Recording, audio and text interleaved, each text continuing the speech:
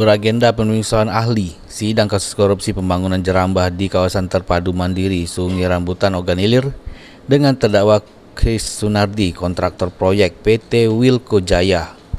Asmiran, mantan Kadisnaker Oganilir, sama terdakwa Ahmad Saili, Kadisnaker nonaktif Kabupaten Oganilir jero kasus ini. Digelar persidangannya di Pengadilan Tipikor Palembang. Ahli yang dihadirkan dari tim BPKP Sumsel, Hadi Wiboso, jero keterangannya terungkap. Aman jero kasus ini, HPS yang dipakai jero gawen proyek pembangunan Jerambah di kawasan terpadu mandiri Sungai Rambutan Oganilir make draft rencana awal, yang mana draft ini di tahun 2013.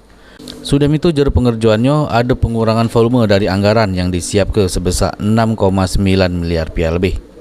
Negara ternyata mengalami kerugian sebesar 2,9 miliar rupiah.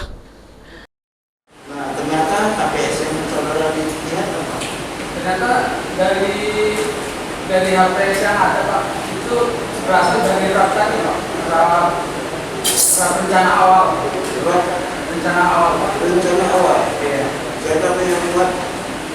Itu kalau menurut keterangan dari pihak yang terkait seperti BPK, itu berasal dari hasil tender tahun 2013, Pak.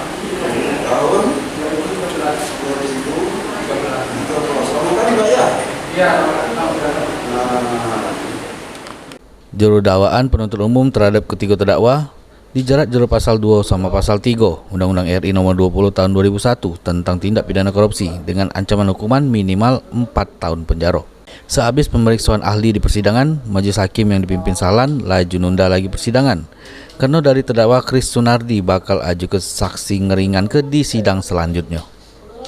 Seripet Briandi, PAL TV.